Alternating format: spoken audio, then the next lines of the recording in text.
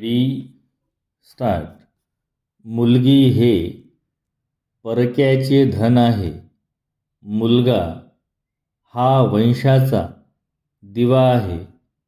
म्हातारपणाचा आधार म्हणून मुलगाच हवा असे गैरसमज समाजात आजही मोठ्या प्रमाणावर आहेत.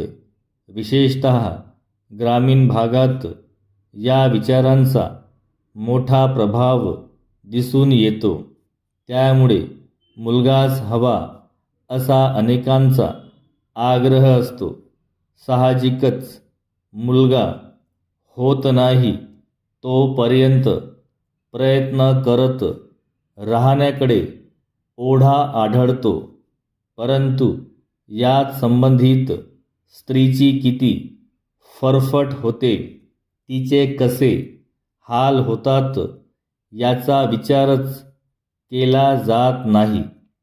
तीही बिचारी सारे जाच निमूट सहन करत राहते.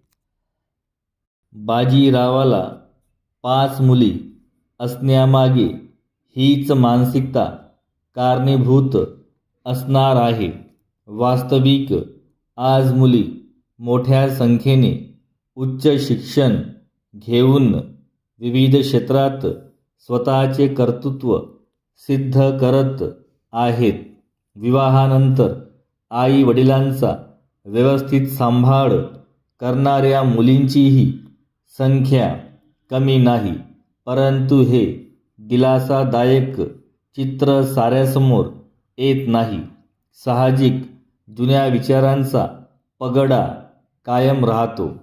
आणखी एक बाब म्हणजे स्त्री भ्रूण हत्या, स्त्रियांवरील अत्याचार या संदर्भात कठोर कायदे करण्यात आले आहेत.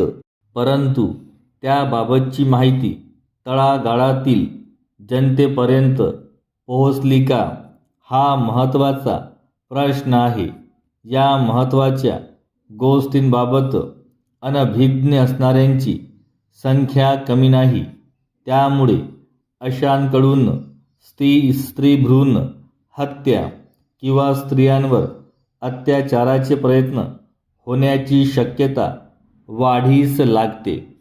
समाजाच्या सर्वांगीण बदलात शिक्षणाचा वाटा अतिशय महत्त्वाचा ठरतो. त्यामुळे स्त्रीभ्रूण हत्या किंवा मुलगा मुलगी भेदाभेद या संदर्भात शिक्षणाद्वारे व्यापक प्रमाणात जनजागरण केले जायला हवे. राष्ट्रीय सण वा उत्सवाच्या विशेष दिनाच्या निमित्ताने रॅली, पथनाट्य याद्वारे सामाजिक प्रश्नांवर प्रकाश टाकण्याचा प्रयत्न करण्यात येतो. परंतु केवळ अशा प्रयत्नांवर समाजात संपूर्णतः वा अपेक्षित परिवर्तन घडेल असे म्हणता येत नाही.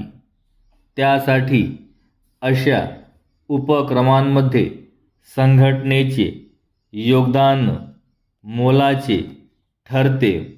परंतु त्यांना या संदर्भात विशेष प्रशिक्षण दिले जाण्याचीही आवश्यकता आहे.